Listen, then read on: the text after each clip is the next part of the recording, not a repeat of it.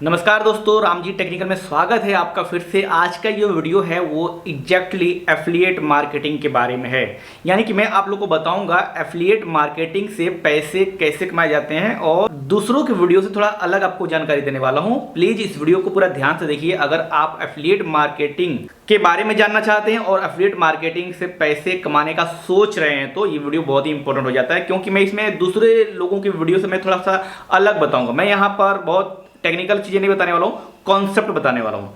जैसे कि affiliate marketing पर लोग पैसे कैसे छाप रहे हैं और जो नहीं छाप रहा है वो क्यों नहीं छाप रहा है, मतलब कोई क्यों नहीं कमा पा रहा है। सबसे पहले ये बात कर लेते हैं। तो सबसे पहले देखिए, अगर कोई एफिलिएट मार्केटिंग से पैसे नहीं कमा पा रहा है उसका मेन कारण ये है कि उनके पास मिक्स्ड टाइप की ऑडियंस है। यानी कि इसको अगर साधारण भाषा में बताया जाए तो कोई मान लीजिए आलू बेच रहा है, कोई प्याज बेच रहा है, कोई गोभी बेच रहा है और कोई यहाँ पर अलग अलग तरह के मतलब 10 तरह का कोई सब्जी बेच रहा है, समझ लीजिए वो मिक्स हो गया, ठीक है। वहीं पर एफिलिएट मार्केटिंग से सबसे ज़्यादा कमाई करने वाले जो लोग हैं वो सिर्फ और सिर्फ या तो कोई आलू बेच रहा है, या तो कोई सिर्फ फूलगोभी बेच रहा है, या फिर कोई सिर्फ टमाटर बेच रहा है। ये कैसे काम करता है वो मैं बता देता हूँ। देखिए,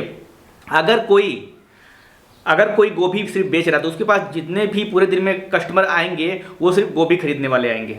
अब मान लीजिए कि अगर नया उसके पास कोई गोभी से मतलब पत्ता गोभी वाला आइटम आ जाए तो सबसे पहले कौन जाएगा? जितने लोगों ने गोभी खरीदने वाले जो लोग हैं वो सब उसके पास जाएंगे। किसके पास?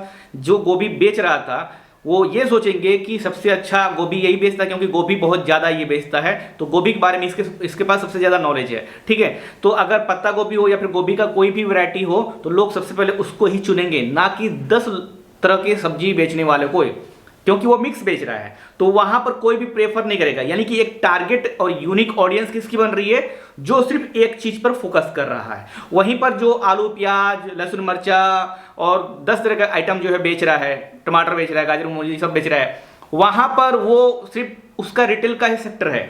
यानी कि उसके पास पूरा किसी एक प्रोडक्ट के लिए टारगेट ऑडियंस नहीं है। और यहीं पर एफिलिएट मार्केटिंग से लोग कमाते हैं, गोभी वाले कमाता है और जो मिक्स बेच रहा है वो नहीं कमाता है, क्योंकि एफिलिएट मार्केटिंग का जो इनकम है वो कमीशन पे चलता है, कमीशन पर। और जितना ज़्यादा यूनिक और टारगेट ऑडियंस रहेगी उतना ज़्यादा तगड़ा कमीशन आपको मिलेगा। और अगर आपके पास मिक्स ऑडियंस है तो उसके लिए एफिलिएट मार्केटिंग का जो कमीशन रेट है वो कम हो जाएगा या फिर उतना ज़्यादा बेहतर काम नहीं करेगा। इसीलिए ज़्यादातर लोग जो है एफिलिएट मार्केटिंग से पैसे नहीं कमाते हैं। सो अब बात कुछ आपको समझ में आ गई होगी कि जो है ये कैसे काम करता है। अब आगे का बात थोड़ा समझते हैं। एफिलिएट मार्केटिंग से पैसे कमाने के लिए सबसे पहले आपके पास क्या होना चाहिए? एक टारगेट स्पेसिफिक ऑडियंस होनी चाहिए। चाहे वो किसी भी चीज़ पर सिर्फ एक ही चीज़ पर काम करता हो इंसान। मान लीजिए कोई लड़का है, कोई एक ही चीज़ के बारे में, मान लीजिए कि वो जो है सिर्फ स्मार्टफोन के बारे में जो है वो बना रहा है वीडियो, ठीक है। तो अब क्या उसकी सारी जो ऑडियंस है वो सिर्फ स्मार्टफोन के इर्द गिर्द ही नाच रही है। तो अगर कोई कंपनी है जो स्मार्टफोन बनाती है वो अगर आ रही है प्रमोशन करने के लिए, ब्रांड प्रमोशन करने के लिए, तो किसके पास जाएगी?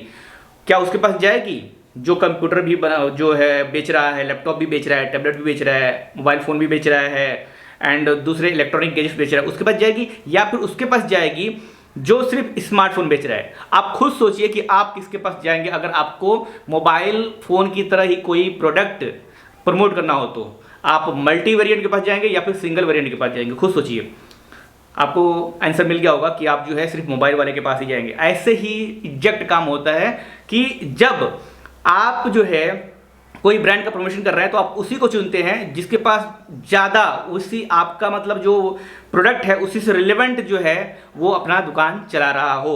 इसका मतलब ये है कि अगर कोई सिर्फ स्मार्टफोन पर वीडियो बना रहा है और अगर वो स्मार्टफोन का प्रोडक्ट जो है एफिलिएट लिंक अपने वीडियो में शामिल कर रहा है तो वो सबसे ज़्यादा कमीशन कमाएगा। वहीं पर अगर जो है कोई सिर्फ लैपटॉप के ऊपर वीडियो बना रहा है तो उसके लिए क्या सबसे बढ़िया प्रोडक्ट हो जाएगा? उसके लिए लैपटॉप और लैपटॉप से जुड़ी जितनी भी चीज़ें हैं वो उसके लिए परफेक्ट है। अब वो चीज़ जो है मोबाइल फ़ोन वाले के लिए सूटेबल नहीं है, क्योंकि लैपटॉप में लगता है हार्ड डिस्क लगता है, एसएसडी लगता है, रैम लगता है, ये सब मोबाइल में भी लगता है, लेकिन ये जो है कोई लगा नहीं पाएगा, लेकिन ये सब जो है लैपटॉप वाले के ऑडियंस पर बिक जाएगा।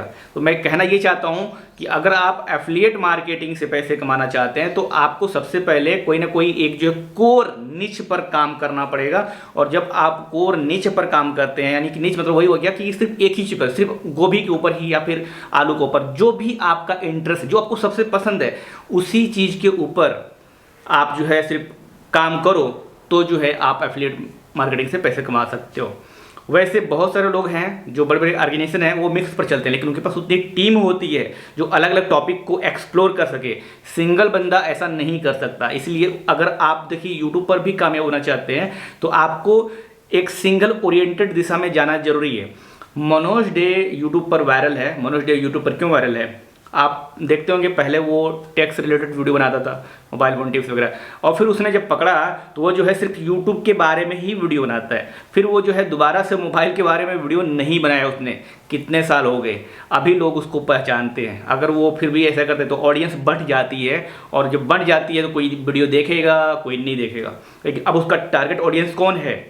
सिर्फ यूट्यूब से पैसे कैसे कमाए, यूट्यूब चैनल से अकॉर्डिंग रिलेवेंस ऑडियंस उसके पास आती है। तो अब वो कुछ भी बोलेगा अगर यूट्यूब के बारे में तो लोग उस पर विश्वास करेंगे। क्योंकि अगर मान लीजिए कि 100 लाख व्यूअर्स हैं, उसमें से 50 जो है लाख व्यूअर्स भी उसको देख रहे हैं, तो एक जो है एक ऑडियंस अच्छा खासा उसको देख रहा है। लेकिन अगर मान लीजिए आपके पास 100 लाख ऑडियंस है, लेकिन उसमें से 10 यूट्यूब के हैं, 10 फेसबुक के हैं, 10 व्हाट्सअप के हैं, 10 कंप्यूटर के हैं, 10 अलग अलग वेरिएंट के हैं, तो सोचिए अगर आप कोई वीडियो डालते हैं व्हाट्सअप पर तो सिर्फ व्हाट्सअप वाले ही देखेंगे और 90 लाख ऑडियंस आपकी हट जाएगी। लेकिन अगर वहाँ पर मनोज डे के केस में देखा जाए तो वहाँ पर 50 लाख ऑडियंस सिर्फ यूट्यूब का ही देखेगा, इसलिए मनोज डे यूट्यूब पर ही वीडियो बनाता है। सो ये कॉन्सेप्ट है, ये चीज़ को समझे बिना आप जो है एफिलिएट मार्केटिंग में कामयाब नहीं हो सकते। इस चीज़ को मैं इसलिए आपको बता रहा हूँ, इसलिए मैंने शुरुआत में बोला था कि जो मेरा वीडियो है एफिलिएट मार्केटिंग के बारे में ये दूसरों से अलग है, क्योंकि मैं आपको कॉन्सेप्ट बता रहा हूँ कैसे ये काम करता है। बाकी जिन लोगों को नहीं पता है उसके लिए मैं बता दूँ कि एफिलिएट मार्केटिंग के लिए क्या है। आप जो है अगर YouTube से एफिलिएट मार्केटिंग करना चाहते हो तो आप किसी एक ही चीज़ पर वीडियो बनाओ, ठीक है, और उसके लिए आप मतलब जो मोनेटाइजेशन वाला है उस पर डिपेंड मत रखो, उससे आप कम कमाओगे। लेकिन एफिलिएट मार्केटिंग का इनकम कमीशन आपको ज़्यादा मिलेगा जब आप एफिलिएट लिंक उसमें डालोगे। और ये भी शुरुआत में सब लोग जो है अमेजोन से डालते हैं, लेकिन उसके अलावा भी CJ एफिलिएट है, CJ जंक्शन है, और बहुत सारे मतलब टॉप एफिलिएट साइट है जहां पर हाई कमीशन रेट मिलता है। तो वहां से आपको ज़्यादा हाई कमीशन मिलता है, जिससे आपकी अर्निंग बहुत तेज़ी से बढ़ जाती है। तो अब आपको क्या लग रहा है कि अगर आप एक निच पर काम कर रहे हैं तो आपको ज़्यादा जो है पैसे कमाने का चांस मिल रहा है एफिलिएट मार्केटिंग में। यानी कि अगर कोई मल्टी वेरिएंट चीज़ों पर जो है काम कर रहा है तो उसके लिए एफिलिएट मार्केटिंग उतना अच्छा काम नहीं करेगा। और इसीलिए चूँकि ज़्यादातर लोगों को ये बात पता नहीं होती जो मैंने इस वीडियो में बताई है, इसलिए लोग कामयाब नहीं होते, और लोग जो जानते हैं वो लोग धड़ल्ले से पैसे कमा रहे हैं एफिलिएट मार्केटिंग से। फिलहाल इस वीडियो में इतना ही। टेक्निकल वीडियो के लिए आप नीचे हमारे राम जी टेक्निकल को सब्सक्राइब कर लीजिए। मैं राम के प्रजापति, मिलता हूँ किसी नेक्स्ट वीडियो में।